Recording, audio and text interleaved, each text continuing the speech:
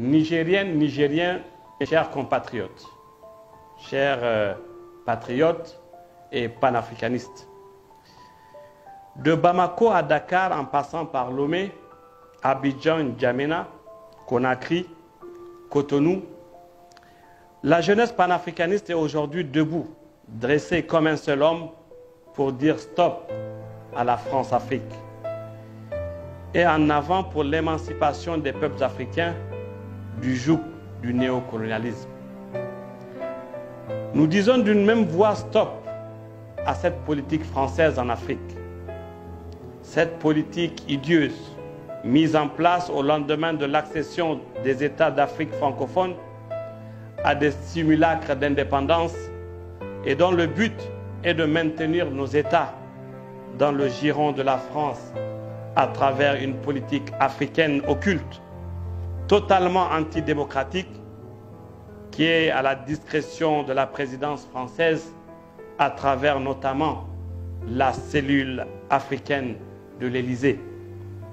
Des liens financiers occultes entre certains États africains et des partis politiques français, sur base de corruption de responsables politiques africains et français et d'acquisition mafieuse par des responsables des pays africains de biens mal acquis, des relations économiques et financières permettant aux entreprises et multinationales françaises et à l'État français d'exploiter et de piller les richesses agricoles et minières de nos pays. Une ingérence notamment militaire dans les affaires intérieures de nos pays, défense ou renversement de gouvernement,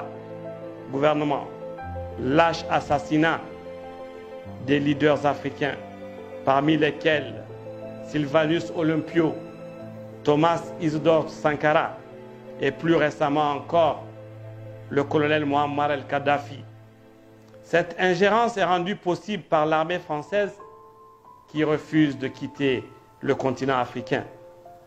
À ce jour, c'est notre pays, le Niger, qui facilite le redéploiement des forces d'occupation Barkhane pour sauvegarder des intérêts économiques et géopolitiques de la France en Afrique de l'Ouest.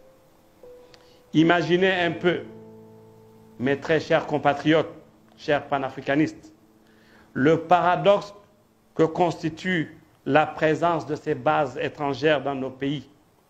D'une part, rien ne se passe dans nos pays qui échappe à leur réseau d'écoute et d'espionnage, mis en place le plus souvent avec la malheureuse complicité d'agents locaux recrutés dans toutes les sphères, armée, police, journalistes et malheureusement au niveau même de la société civile et de certains partis politiques.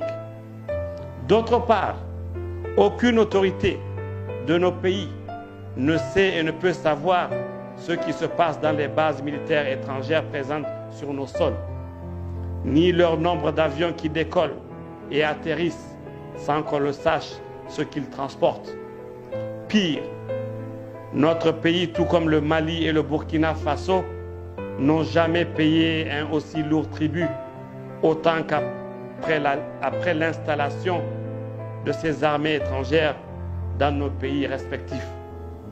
C'est pourquoi nous nous interrogeons sur la pertinence de cette présence militaire sur nos territoires.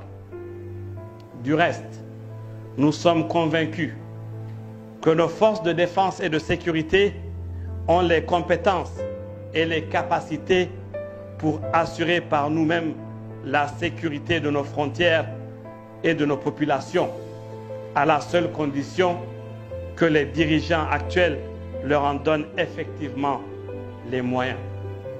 Mes chers compatriotes, chers patriotes et panafricanistes, à côté de ces forces d'occupation, la France dispose d'un autre moyen d'asservissement, moins visible, mais beaucoup plus nuisible, le franc CFA.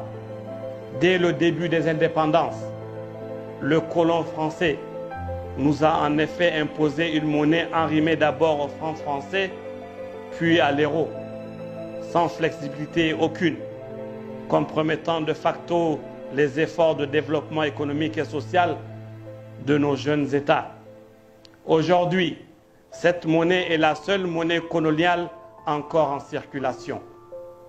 Au moment où la jeunesse africaine proteste avec la dernière énergie contre le pillage économique que symbolise le franc CFA, le couple Emmanuel Macron-Alassane Dramane Ouattara a décidé d'enfoncer le couteau de notre oppression économique dans la plaie en proposant la création d'une nouvelle monnaie éco, un simple changement de nom.